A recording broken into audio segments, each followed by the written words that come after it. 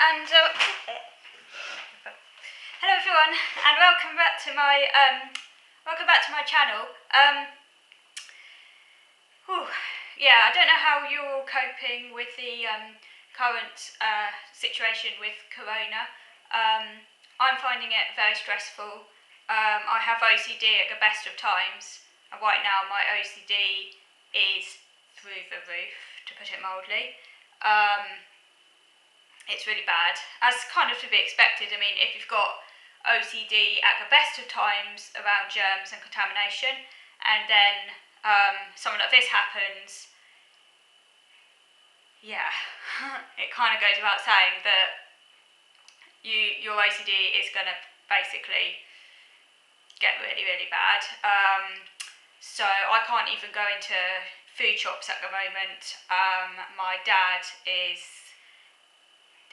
getting extra food for me when he goes at quiet times. I find kind of guilty. I do feel guilty about that, but with OCD, it is kind of like, well, it's a kind of brain problem. It's not like you can really do anything about having OCD, like when you literally physically cannot go into a shop. It's a physical thing. And yeah, so I'm literally pretty much a hermit at the moment. Even going out now is stressful. Even just walking around the block in a quiet residential area is stressful because I'm constantly aware of people around me. And, you know, even though there's obviously not that many people, but every time I see someone I cross the road, and it's like, yeah, it's really stressful.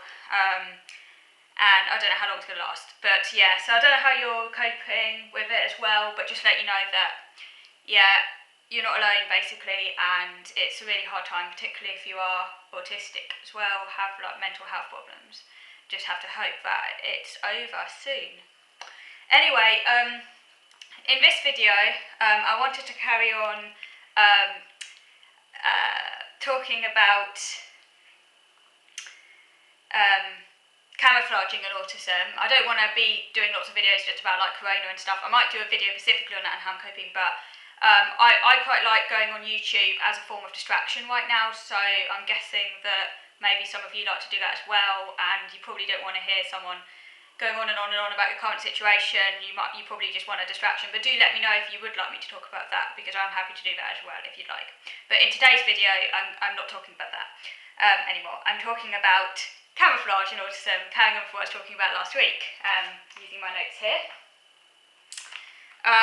So just to kind of like recap what I was talking about last week. So I was talking about compensation in autism spectrum disorder, and how compensation is a form of camouflaging autism, along with masking. Both masking and compensation are forms of camouflaging autism, but compensation is a bit more complex and higher level than masking. And then there's two types of compensation. There's a shallow type, and then there's a deeper type, as I talked about last week. And the deep type of compensation, it kind of equips the autistic person, say, to kind of in a way be more successful, maybe, at least in terms of like more tangible kind of success in the non-autistic world, whereas shallow compensation is a lot more superficial. It's about kind of like imitating others, for example, say trying to make eye contact, but it's inflexible, it's not good in new situations, it breaks down under stress, and there will still be persistent difficulties with social relationships. So shallow conversation is not as in-depth as deep compensation, because deep compensation allows alternative routes. Deep compensation. I'm copying from my notes here. Bear with me.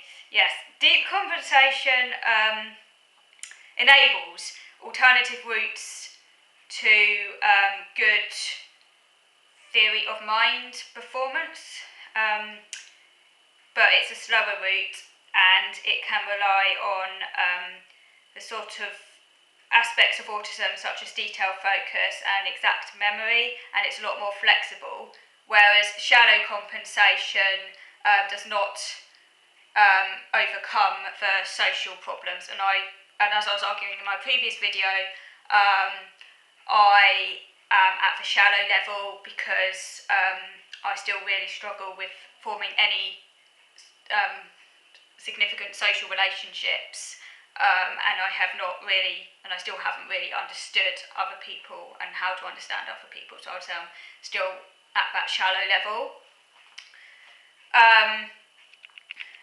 And then the article also talks about, as I say, I'll put the link to the article again below so you can go and check it out, as I did on my previous video.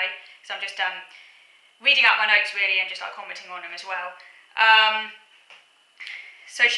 It also talks about environmental influences and how environmental influences can facilitate compensation.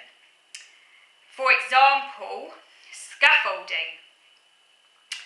Scaffolding is when social rules are more explicit, which then makes it easier for the person to compensate. So I guess an example of that would be when I'm with my support worker essentially scaffolds the social trying to find the right word. The social, bear with me, this is another thing I really struggle with sometimes, is like putting what I'm thinking into words. So if I'm a bit slow, that's why. What I'm trying to say is that my support worker scaffolds the social, I can't think of what word to say, what's what I mean. She basically enables me to socialise a lot. It's a lot easier for me to socialise with my support worker because the social rules are explicit. It's in a structured environment. I know exactly where it's heading. It's kind of like a sort of contained environment. It's got a clear start point, it's got a clear end point. I essentially am in control of the interaction. I can choose what to talk about. My support worker doesn't care, doesn't mind what I talk about. If we're having a conversation and I suddenly want to talk about food or some other area and maybe go off on a tangent for what we're talking about, it doesn't matter. I'm in control 100%. Obviously within the parameters of a sort of like working relationship, if you like, but within those parameters, I am in control. So if I want to do something or go somewhere, I've got that control. Whereas, say, if it's in a friendship situation, and this is really why I struggle. Essentially, is that there's a lot more reciprocity involved, and I really struggle with reciprocity. I can try and mask it, or use those sort of shallow compensation strategies to an extent, at least early on when I'm trying my hardest to make friends with someone, but ultimately I can't keep it up because that reciprocity is just so hard work. If they want to do something I'm not interested in, no amount of masking is going to stop me from showing that. So what tends to happen then is that I essentially get more and more distant from them, and that relationship breaks down. This is the main reason I would say why I've struggled to stay friends with people. Let alone the fact I find it hard to make friends in the first place. But if I am lucky enough to make friends with someone, that kind of is where the maintenance is where I really struggle with, because I get an element of reciprocity. But when you're with a support worker,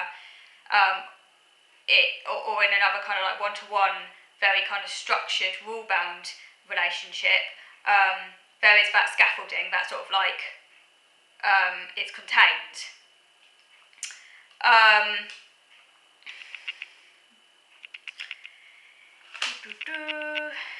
So and then it talks about so scaffolding, as I say, is an environmental influence that can support compensation. And I would also give us another example.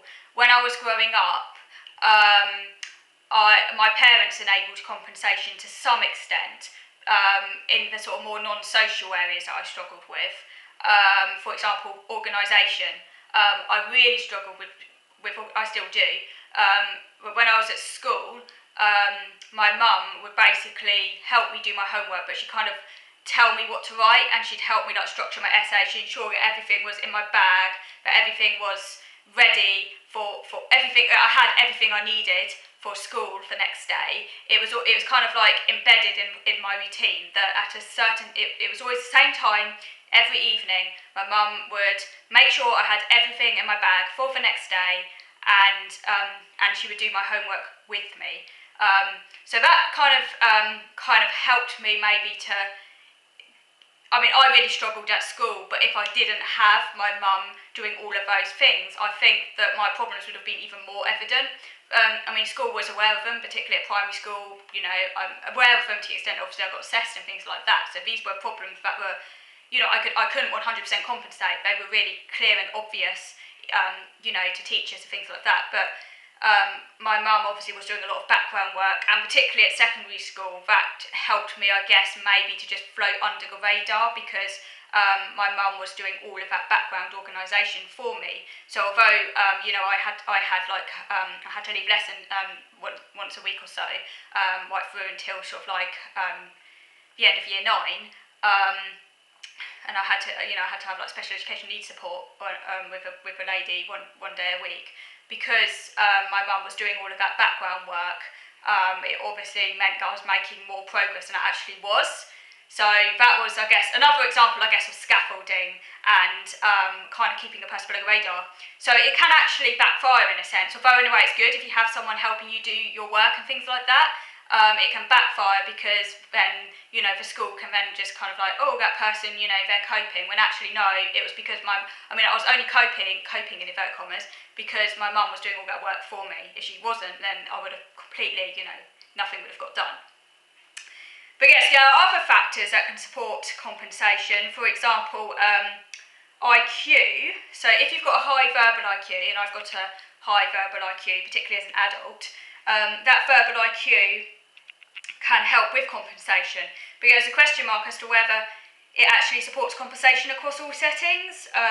For example, it's perhaps not able to assist you in a fast-paced world, and that the article suggests that it's maybe only limited to shallow compensation. Certainly that resonates with me, because my high verbal IQ does enable me, I guess, pretty well to memorise kind of like verbal scripts when they're kind of repeated often enough.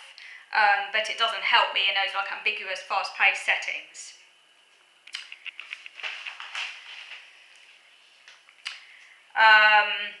And also I have got a very low processing speed as well, and it suggests in the article that adults with autism, particularly females, who've got better processing speeds, gives them a compensatory advantage, because they're better at processing fast social cues. So because my processing is exceptionally low, like really, really low, and I've also got a really low non-verbal, I think that must be part of the reason why my compensation doesn't go past the shallow level, unlike those, say, I think everyone with autism to some extent has problems with processing speed, but there are problems with processing speed and problems with processing speed, and my problem with processing speed is really, really bad, really low. So I think that obviously the lower your processing speed, maybe the harder it is for you, say relative to other autistic people who might have slightly higher processing speeds, to compensate. But obviously processing speed and IQ are just two elements involved in compensating anyway. There are other factors involved. So I'm going to move on to video number 2 now, because I like to carry on talking about this and how this relates to me. So moving on to video number 2 now.